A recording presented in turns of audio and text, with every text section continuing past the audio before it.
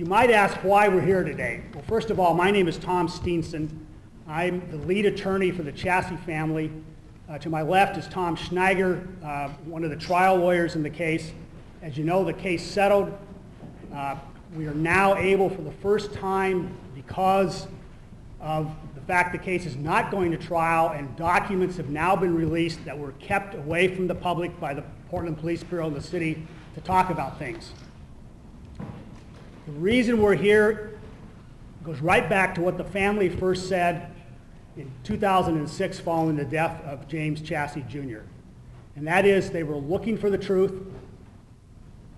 and they wanted to make sure this didn't happen again. What we're going to try and do today is go through some of the major points that point to what killed James Chasse. And what we're going to tell you is it was not the use of force, it was the cover-up. That there hadn't been a cover-up by the police, that James Chasse would be alive today. It starts with the fact that from the very beginning the police tried to claim that James was a criminal. In fact, what they failed to disclose and has not been made clear is that they suspected from the very beginning, when they first saw him at Northwest 18th, that he was mentally ill. And instead of treating him as if he was a mentally ill person, consistent with their training, they treated him as a dangerous criminal with no reason to do so. What then happened was, when they followed him and found him on Everett between Northwest 14th and Northwest 13th, they claimed he was urinating. And you've heard the story over and over and over that he was urinating in public. The truth is, he was not. Even Chris Humphreys, the only witness who claims anything about the urination, says at worst he was urinating in his pants. No other officer claims he was urinating at all, and the eyewitnesses, the two that could see Mr. Chasse, are clear that he was not urinating at all. Then there's an issue about whether or not James ran from the police. The police claim he did. The two eyewitnesses who were closest say he didn't run. He moved away, but he did not run. The finding by the police bureau is that Chris Humphreys did not have a basis consistent with his training to either pursue Mr. Chasse or to take him down. But he did. The issue arises whether or not Chris Humphreys tackled James Chasse. Every witness who saw James taken down describes it as a tackle, including Sergeant Nice, including the civilian eyewitnesses, and including Chris Humphreys in the jail. And you've probably seen an excerpt from the jail tape where you can hear him saying that he tackled James Chasse. You see then Deputy Burton with his arms out, emulating a tackle. Sergeant Nice describes it as a flying tackle. It's only later, in the face of the death, that Chris Humphreys changes his story and claims he shoved him down, consistent with the Bureau-approved knockdown technique. The significance in part of the tackle is it was against his training to tackle, because it is even more dangerous to tackle, because what you're going to do most of the time is fall on someone. Which raises the next question. Did Chris Humphreys fall on James Chasse? He says he didn't. Every witness who had a good view of what happened says that Chris Humphreys landed and fell on James Chasse, including Sergeant Nice, who was the closest of all the other witnesses, and including the civilian eyewitnesses who saw it happen. The significance is, given the massive injuries to James Chasse, the broken bones that punctured the lung and caused his death, Chris Humphreys didn't want to be seen as having fallen on James Chasse, so he told that story, inconsistent with every other piece of evidence about how Mr. Chasse went down, and the fact that Chris Humphreys landed on him. Next, the question is, what kind of force was used on James Chasse when he was on the ground? If you look at what the police say, they used very little force. Chris Humphreys describes a couple of punches to the face. Sergeant Nice says he applied some pressure with the knee, kicked him a little bit, and that's about it. If you look at the testimony, the sworn testimony by approximately 12 eyewitnesses, civilian eyewitnesses, and there's a summary of that in the material and on the wall over there, it was a brutal beating. He was kicked repeatedly, he was stomped on, he was kneed, he was struck in the face and in the head, and he was tasered repeatedly, during which he was crying for mercy, was in pain, tried to protect himself as best he could, and obviously he couldn't. Next, what we have is the issue of what response James had to being tackled, taken down, and beaten. The officers claim he might have passed out, might have gone unconscious. That's the story they tried to tell. But even Chris Humphreys admits that for 30 seconds to a minute, that James Chasse was either not breathing or unconscious. And the civilian eyewitnesses describe it as a much longer period of time, as much as 4 to 5 minutes. The time periods vary. The cover-up continues. And it continues with the arrival of the AMR paramedics and what happened at that point between the officers and the paramedics, and what Chris Humphreys and Sergeant Nice did to try and further cover up what had happened. My name is Tom Schneiger, and when Tom Steenson said at the outset that the cover-up killed James Chasse, this isn't hyperbole. I have been trained as an EMT. I have worked with paramedics. I have spoken with every physician who has reviewed this case. Either I've taken his deposition or I've spoken to him personally. And what you will find is that the cover-up did kill James Chasse because it kept him from going to the hospital. And here's what happened. After James Chasse had been taken down, as Tom Steenson described, he stopped breathing. Some of the witnesses, and we're talking about witnesses who were having their lunch at the Blue Hour and who happened to see this. This includes witnesses such as Homer Williams, who saw this beating. And they saw that Mr. Chasse did not move.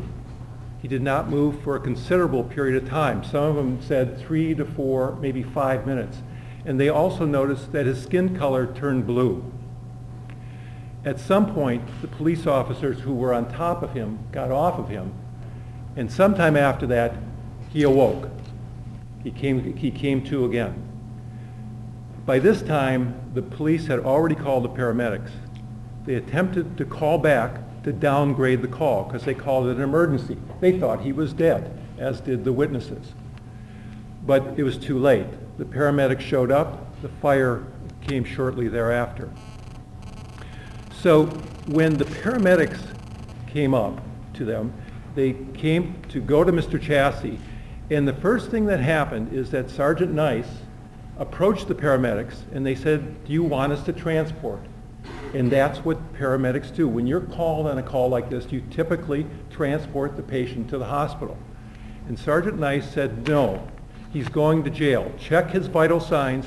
If they're normal, he's going to jail."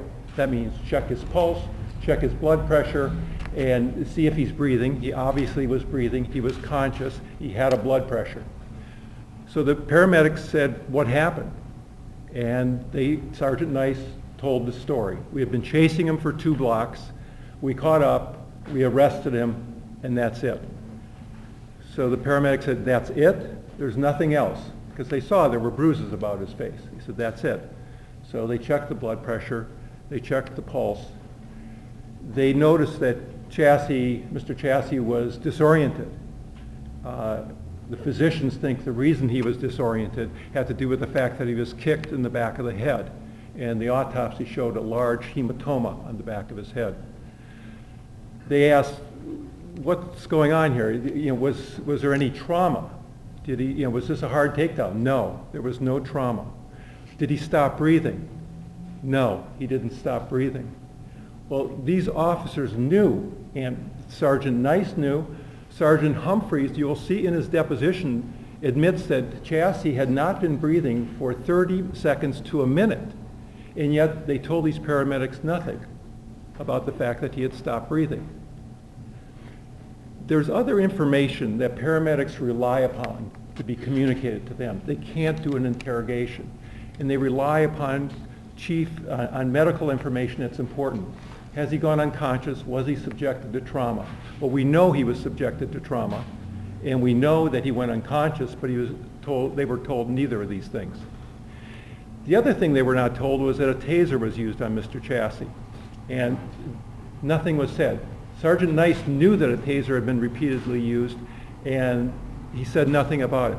Why is that important? It's important for the same reason that the other matters are important. If a taser has been used and a person is disoriented, as Mr. Chasse was, you have to take him to the hospital. Police policy, it's in the materials, AMR policy, the ambulance people, you have to go to the hospital to be checked out. They were not told this. If they were told he had stopped breathing, he would have had to have gone to the hospital to be checked out.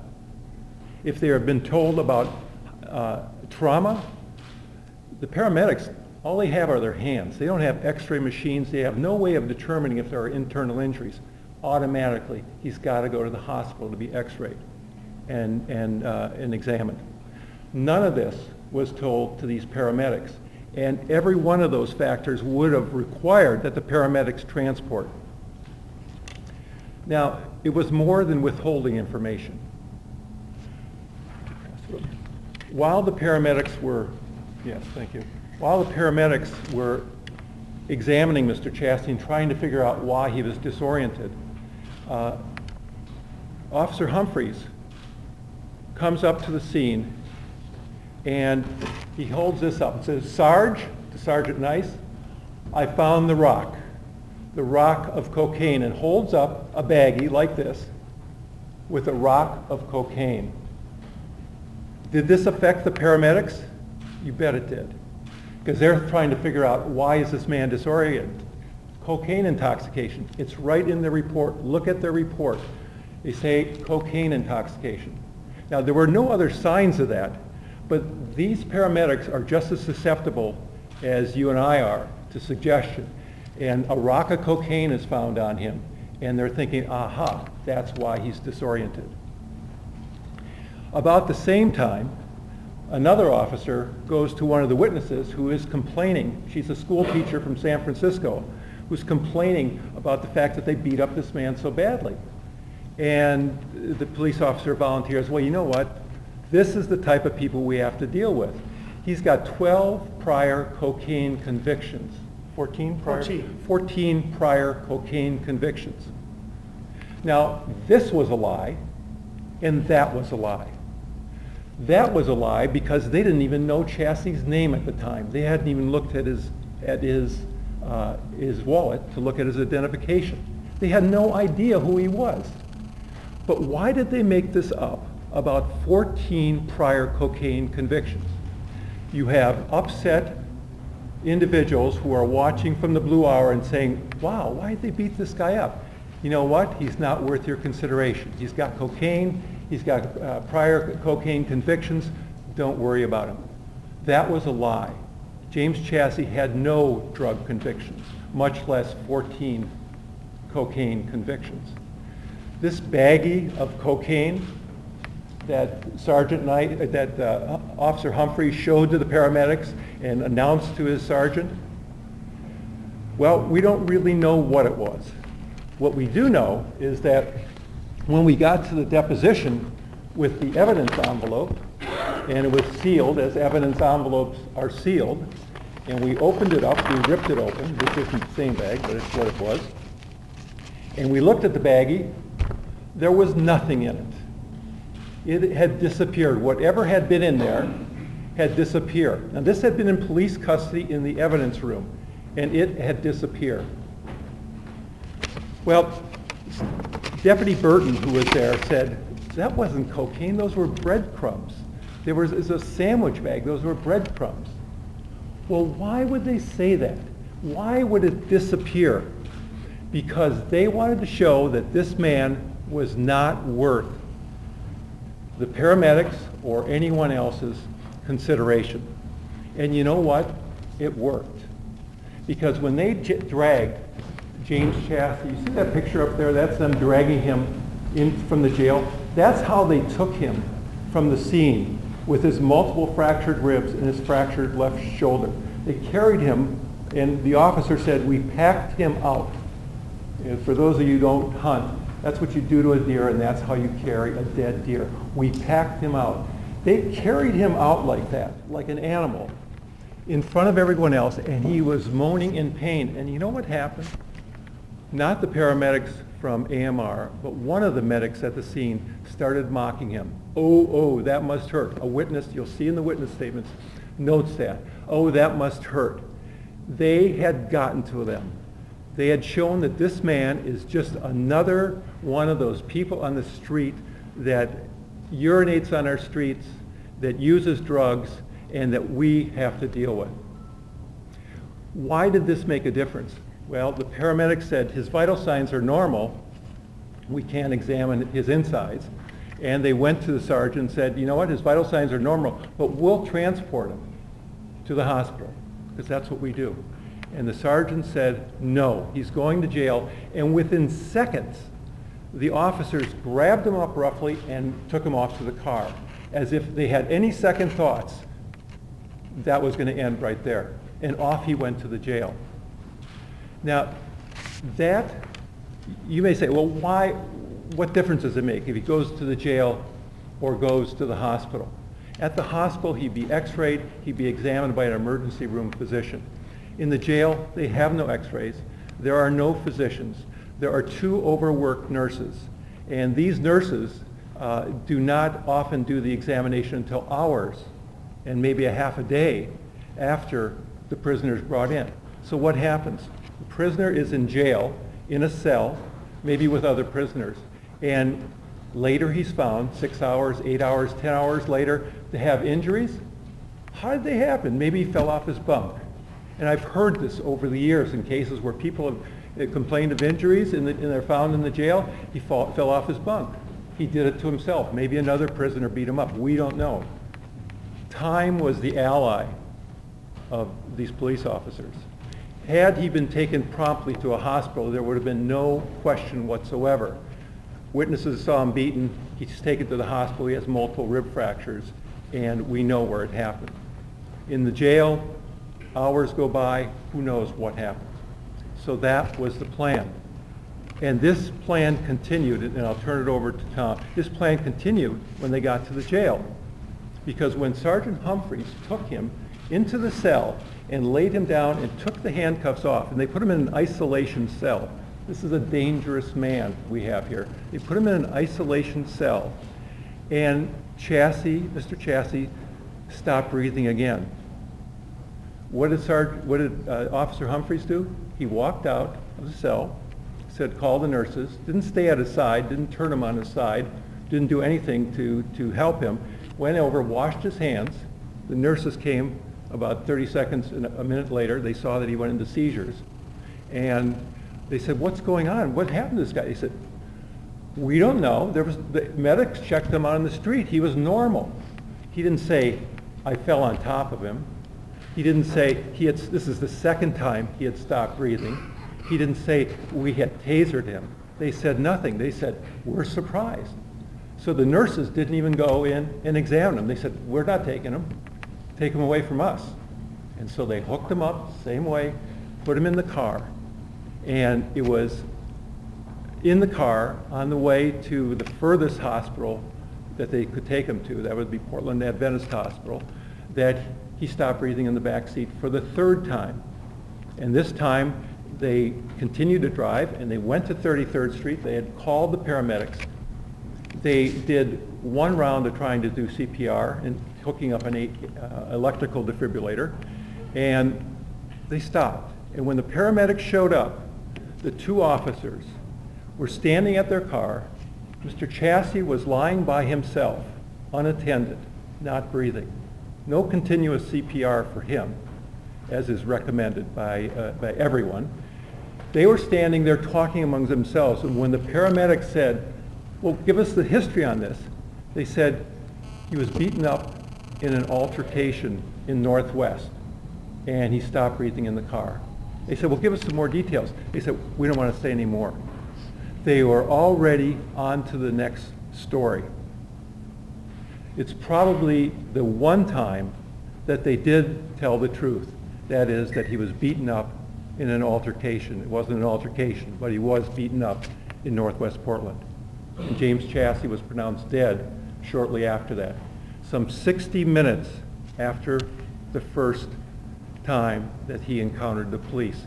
In those 60 minutes, every doctor who examined this case said he could have been saved had he just been taken to the hospital. The cover-up killed James Chasse. I want to cover a few more points that point towards to the cover-up. Police officers, obviously, they're required to complete police reports, and they're important official reports because they help track people that are taken into custody. So Officer Humphreys obtains James's wallet, and he's got an Oregon ID card in there that identifies James's address, 10th and Broadway, literally blocks away where he lives in an apartment. And in fact, he lived there for several years. He also runs a computer check based on that, and the police records confirm that that's his address. Both Officer Humphreys and Deputy Burton then complete reports that list James Chasse as being transient or address unknown. So they were in the process of turning him over to the jail and claiming they didn't even know who this guy was in terms of where he lived. It was a lie.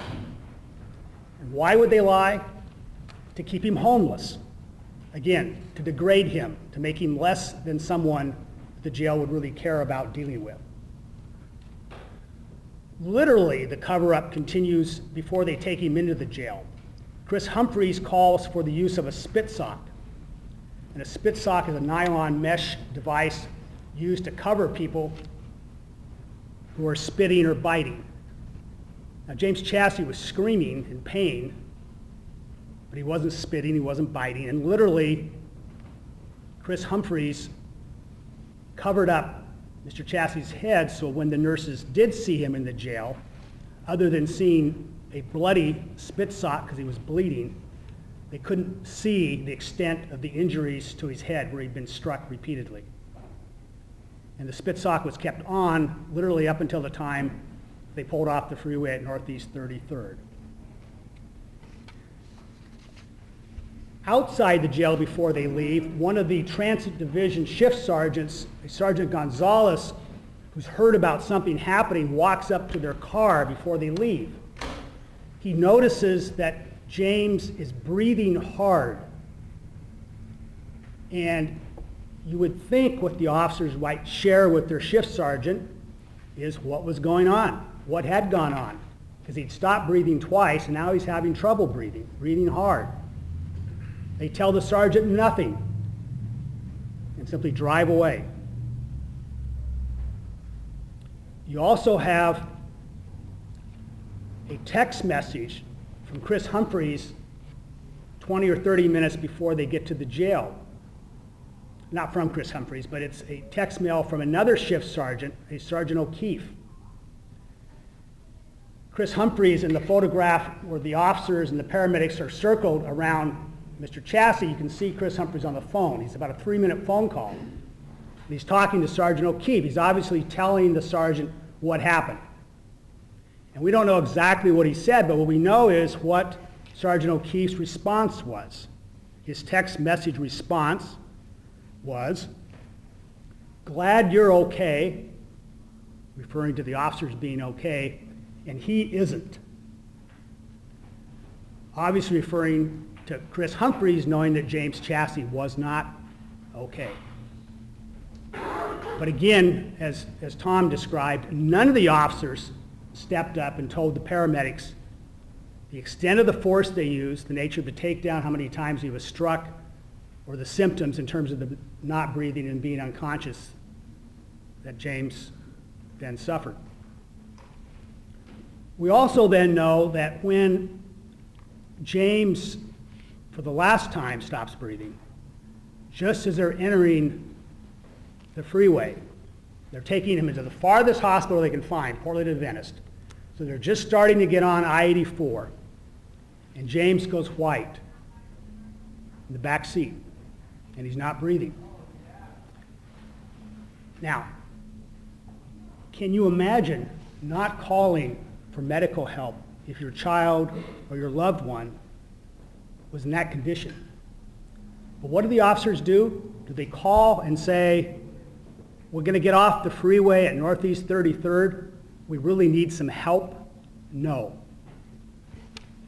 They wait. They claim it was too dangerous to get off the freeway, or they were just getting onto the freeway. But putting that aside, rather than call and say we're going to get off at Northeast 33rd, which would be the first exit, so the paramedics could get there as soon as possible to try to save this man's life, they don't call. They get off the freeway, they get out of the car, they put their gloves on, they get James out, they take off the spit sock, then they call for paramedics 4 or 5 minutes after he's gone white in the back seat of the car. And why is that important? Because they were covering up and they just didn't care. Now I want to speak briefly, not directly about what the officers did, but about what the police bureau in the city did in taking over 3 years to complete what it considers to be an adequate, quote-unquote, internal investigation into the death of James Chasse. And the two things that are most significant, I think, from our point of view, is that of these 12 to 15 civilian eyewitnesses, independent people, particularly the ones at Northwest 13th, not a single one, one of them, only one of them, was questioned by Internal Affairs as to what happened. Only one. And so what you see over here on the wall or in your materials, and you have their depositions and you can look at it, is this extensive information that was available as to what these eyewitnesses had seen. None of that detail was ever presented to the Internal Affairs Division because they didn't bother talking to those witnesses. So what followed from that in many respects is much of the information they had was never asked of the officers. They never asked the officers for their side of the story in many respects because they didn't even know what the eyewitnesses had said.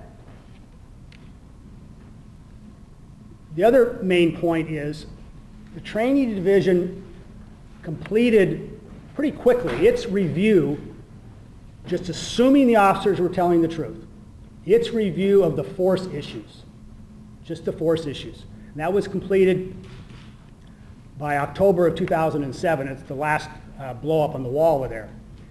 And what is significant is they list the factors that were significant from Chris Humphreys' point of view leading up to the pursuit and the takedown.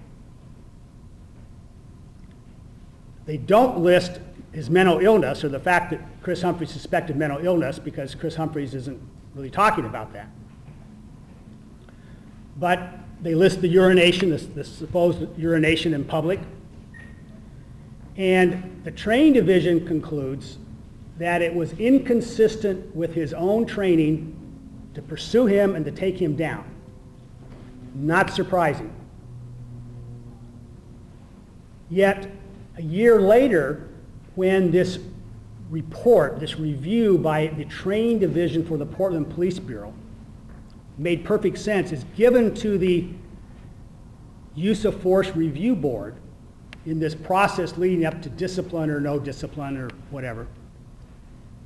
They omit, it's very similar, I've provided the quotations from the two presentations. There's the review by the training division, and there's the PowerPoint by the training division they give to the Force Review Board, and what's omitted is the conclusion that Humphreys acted inconsistent with his training in pursuing and taking him down. Now, why would the Bureau do that?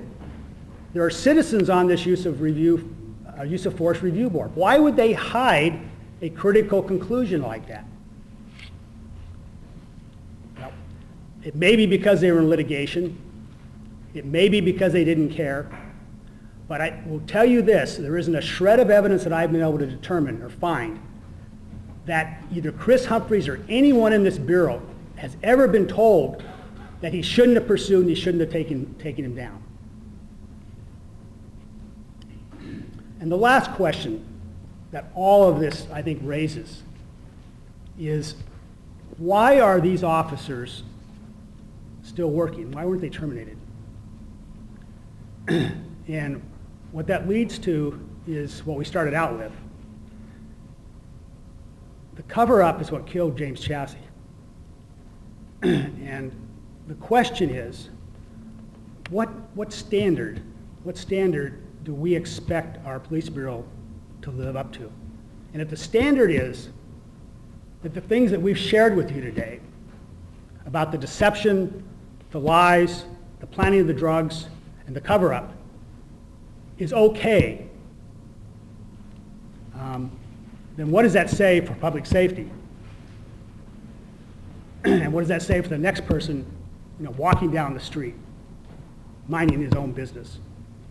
What I want to say from my perspective is, not only as a citizen do I want to have these questions answered because I have a teenager who's in high school and teenagers do foolish things and sometimes they encounter police. To have police officers lie about a person having drugs, lie about convictions, to withhold evidence from the doctors, from the paramedics, I think is unconscionable in our community. And just to give you an idea how far this went, not only did they lie and not tell the truth to the paramedics, but even the medical examiner of the state of Oregon, Dr. Karen Gunson, when she looked at this man's poor body with all of his fractured ribs on one side and the ribs penetrating the lung, said, "What happened to this guy? Somebody must have crushed him." And the detectives were there. These are the detectives investigating what happened. And she said, "Somebody must have hit him or struck him or fallen on him." And they said, "Nope, nothing." You know what? What's more, they said, "We think you really should look at this excited delirium because it could be his mental illness that killed him." And she's looking at this body, trying to figure out how he got all these fractured ribs. And they're already putting out a defense, a trial defense, which later their city attorney's office picked up. So this is what worries me, is that if the doctors, the respected people in this community, can't get a straight answer from the police, how do I expect to get one? One of the sad things about this is the city attorney and the police bureau sought a protective order which kept us from being able to talk about this. They've known about this. This isn't evidence that hasn't been out there, but it's been under lock and key and we couldn't talk about it. And they know about what happened. And if they don't want to investigate, I'm sorry, it's sad, but there's nothing we can do about it. Well, he was acting strangely. He was rocking back and forth. He was acting somewhat strangely up at Northwest 18th, consistent with his mental illness. James Chasse had schizophrenia. He was mentally ill. And so, purportedly, after they let a drunk guy who was falling down drunk walk away, they followed and found Mr. Chasse. Why they would then do what they did at the outset, the pursuit and the takedown, in the materials, I'll address that briefly. In the materials, you'll see some summary information about Christopher Humphreys' history of use of force. And this is the best explanation I have for it. They started keeping use of force reports in August of '04. And I won't give you the details, but he was using this level of force, severity of force at this level. He's off work for a month in September, October of '05, about a year into it. He comes back. You look at the numbers, his level of force and severity goes like this. It just skyrockets. James is killed, excluding the time he's off on disability and off work in the training division. When he comes back from '06 to '09, his use of force is down here. And during that entire time, he's doing the same job. He's working the transit division. He's watching the buses. He's watching the MAX lines. He's doing whatever they do. Same people. I asked him, were you arresting the same number of people? Yes. Do you have any explanation for why your pattern of force changed? I don't know. Nobody told me to stop. I don't know why it changed. But what it suggests is the levels of force he was using at the time that James Chasse died were off the charts. He was number 2 in the Bureau. Nobody was monitoring him. It was arbitrary, and he was able to do his job. Nobody was criticizing him after the death for using this much force. He was still arresting people. He was still doing his job. So the only explanation I have is that that guy thought that that's what he should do, or that's what he wanted to do, and that's what he was doing. If you look at the unanswered questions and the unresolved issues that we've talked about today, and the fact what it tells officers in this police bureau is that you can do this kind of thing. You can get away with this behavior and keep your job, and it's okay. So no, I don't think the second purpose has been accomplished. I think that one of the things that this city and the police bureau has fallen down on repeatedly is they fail and refuse to adequately discipline and, most importantly, terminate officers who use excessive force. If you look at the history of shooting deaths or in custody deaths, I don't think you're going to find a single bit of discipline regarding the use of force. Sometimes, as in this case, there was minor discipline of both Humphreys and Nice for some non-disclosure. But as to the force, if you look back, I don't think you're going to find discipline or termination. And so what that tells officers, they can do what they want, they can tell the stories they want to tell about it, they can cover it up, and they're going to keep their jobs. And until the Bureau and the city says, no, we're not going to let that happen, I think the pattern will repeat itself. Can I add something to that? It's brought up by the question that was initially posed. If the public perceives this case as a question of, did the police act appropriately in stopping or tackling Mr. Chasse? If they say, oh, well, it's a hard job, we had to chase these people, what are we supposed to do? If they perceive that's the case, their minds are going to turn off. Because that is not what killed James Chasse. And that happens all the time. People get taken down. And I'm not disagreeing that it was brutal and it shouldn't have happened. But what killed him is what happened afterwards. And that is covering it up so that they wouldn't have to face an inquiry. Covering it up so that he wouldn't go to a hospital. They could have done everything they did to James Chasse. They could have kicked him, they could have beat him, all the stuff that they did. If they had just let him go to the hospital, they would have been in trouble, but he would have lived. That is the story. And up until now, I see some front. He would have lived. All the doctors say if he had gotten to the hospital, even with his rib fractures, he would have lived if he had gotten there in the first 60 minutes. But what I see presented is that this is just another case of, well, did the police do right or did the police not do right? It's really about how they covered up, and this is supposedly okay because I saw in a demonstration people walking around with signs and a t-shirt that said, "We are Humphreys." I don't think they are Humphreys. I have a great deal of respect for the police in this community. But when you set the standard that we are Humphreys, and Humphreys can do this, and Sergeant Nice can do that, and lie and present drugs that aren't there, that is a standard that I don't think this public can accept. Did they plant cocaine on him? No. Misidentified bread. They said, here's a rock of cocaine, when they clearly knew that this was simply breadcrumbs. You're not accusing them of planting? No. We sued for a number of issues in the lawsuit that attempted to make changes in the Bureau. One of the primary things we were concerned about was the pattern of excessive force, particularly in shooting cases and in death custody cases, where no discipline is meted out. And we went after that. The city refused to make any changes. It's obvious they haven't made any changes. We weren't able to negotiate for a change. The litigation's over, and we're here somewhat on our own, but somewhat on behalf of the family. And that has nothing to do with the lawsuit, why we're here. We're here because we don't want this to happen again. It needs to be stopped. Yeah, let me just make this clear. We're here on our own nickel. We're not getting any fee for this. Nobody's paying us for this. We don't have an axe to grind. I'm a retired lawyer now. I don't have an axe to grind. What we're saying is that this case is over. We have this in-depth knowledge of what happened that apparently the public is not aware of, and something needs to be done. It's our community as well as yours.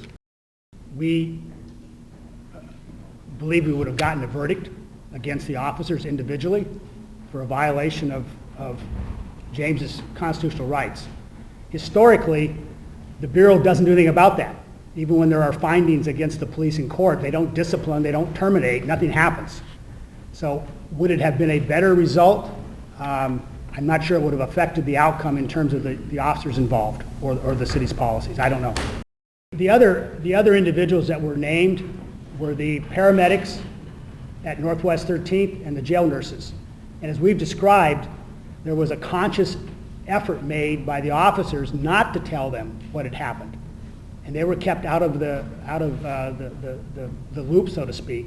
They were kept in the dark. They were lied to, not told what was going on. So they were not part of any kind of cover-up. Why did they settle the case? Why wasn't there a monetary settlement? Well, there were individual things that they should have done differently. I think that led to those settlements. They weren't without blame, in our opinion, and I think that's what the settlements represent against AMR and against the county. But it was not for the cover-up. That's on the officers. What I was saying is that they trumped this up in the first place. They put this together at the scene, and the purpose wasn't to say, okay, we have cocaine, we're going to convict him of cocaine. The idea is to throw off the paramedics, to give them a reason to think that this is why this guy is in this altered state where he's confused. And so the fact that these breadcrumbs disappeared, I guess, isn't going to be the case of the century for the police. I'm not surprised it disappeared because it'd be a little embarrassing if it showed up in an evidence envelope at the deposition and we said, "Are you kidding? You're saying this isn't in the dark, holding it up where the paramedics can't see it. This is right here, and you can see this is bread." So that's what we're saying. The fact that it disappeared, who knows what, we're going to find that out. The homicide detectives spoke to some of the civilian witnesses, most of them by phone, and it wasn't in depth. And the Bureau and the city have been criticized repeatedly by his own consultants. You'll see in some of the materials I've highlighted that. They've been repeatedly criticized for the shoddy investigation internally they conduct. And that's not for the purposes of criminal prosecution, but it's for the purpose of protecting the public and making sure the policies and trainings of the Bureau are consistent with public safety. And in order to get to the truth, you need to talk to everyone. In a case like this in particular, they had the names of those eyewitnesses, and except for one person, they didn't talk to them. And so then they come up with conclusions and findings that are based upon about, a third of the record, a half of the record, basically relying upon what the police say. I think there's a long, long history in law enforcement of sort of a code of silence and a code where you protect each other. And it is a rare case when you'll get an officer who will be willing to say something negative about another officer. And they want their back covered by another officer the next time they're involved in something. And so they have a code of silence, and they don't look for the truth, and they don't try and get to the bottom of things. And it's just a long history of how law enforcement agencies tend to work. It's a terrible, terrible endemic problem. And until officers are held accountable for being untruthful, they should lose their jobs for that alone. Because it's like your kid. Once your kid thinks he can get away with a little lie, well, what's the next one? And then the next one, and that's what tends to happen. And if you look historically, it's endemic to law enforcement agencies in this country, and I don't think this police bureau is any different. But I think there's two parts to that, and one is the cover-up that happened at the scene. I think the motivation was that they wanted to get James Chasse to jail. They did not want him to go to the hospital. I don't believe that the officers thought he was going to die. They didn't keep him from going to the hospital because they thought he would die somewhere. They didn't think he was going to die. But the motivation was they knew he was injured. Officer or Sergeant Nice knew when he was putting his Chasse's arm behind his back trying to handcuff him and he was screaming, he knew that his shoulder came out of joint because the clavicle had been broken. He didn't know the clavicle was broken, but he knew something was wrong with that. They didn't want him to go to the hospital to have documentation of his injuries. They didn't know that he was going to die, but they didn't want him to go, and that carried through. After that, I think, when you're talking about people going to the medical examiner and the detectives not investigating, you're asking cops to investigate cops, and you're asking them to come up with information incriminating fellow police who they have sympathy for. I think it's a flawed system. I mean, you have witnesses, and an hour later, the doctor at the emergency room says, this man's got 12 fractured ribs, and then they're in trouble. And it may not be a civil suit, it could be, the police themselves suing, because now we have evidence that he was beaten up, and we have evidence that from right afterwards that these are the injuries. Would it be possible for the Federal Attorney General to pursue this and say denying James his civil rights? That option is still open for the Federal Department of Justice to come in and investigate. But nothing's been in that direction. No. I think the reality is that that's probably not going to happen. No, the protective order was lifted technically the end of, I think, July, but the Police Bureau didn't release the documents until about 3 weeks ago, I think it was, the actual documents that they had to release. And quite frankly, we then had to get through the depositions and redact material that is still under the protective order, because there's a great deal of information that still isn't out, that is still under the protective order. So we literally could not freely talk about things that we've talked about today until now. I mean, maybe last week, but relatively speaking now. If the Chasse family just cared about getting this case settled, they would have settled the case and walked away. There were hard negotiations by Tom Steenson with the city to get these documents released. And it was only those hard negotiations that led to their release. Otherwise, you would have nothing. Well, it was extremely frustrating because we meaning plaintiffs, lawyers, me in particular, were criticized by the city attorney's office in court, criticized otherwise for saying things that we weren't saying, but what was frustrating was we couldn't say anything. For example, we've known for 2 or 3 years that the train division concluded that Chris Humphrey should never have taken James Chasse down for the obvious reason that at worst, he'd peed in his pants. At worst. And so we couldn't talk about that. And so, yeah, it's been extremely frustrating, and I think that shame on the city and the police bureau that wants to keep from the public important information that goes to the issue of public safety. Shame on them for that. I think on another level also that picking up the newspaper and reading the head of the police union, who has since stepped down because of road rage, seeing him write repeatedly about this homeless man who was urinating, knowing that that is not the truth, constantly trying to denigrate him, homeless, homeless, homeless. It's a repeat of what was going on at the scene. And on a more personal level, the way it has affected me is that I have a friend who has, because of a stroke, has a mental illness. And I used to take this friend for bagels downtown. And he can act out at times. And I've stopped doing that. And the reason is that if he acted out and I couldn't control him, I'm afraid at what might happen, because he's a pretty strong guy. And it puts fear in my heart because I don't want to see harm come to him. And I see James Chasse with 140 pounds, who every witness who ever had contact with him describes him as the meekest person, the kindest person they ever met, who's a skinny little man who was taken down by a 250-pound officer trained in the martial arts and crashed to the concrete. And I just shudder to think about that.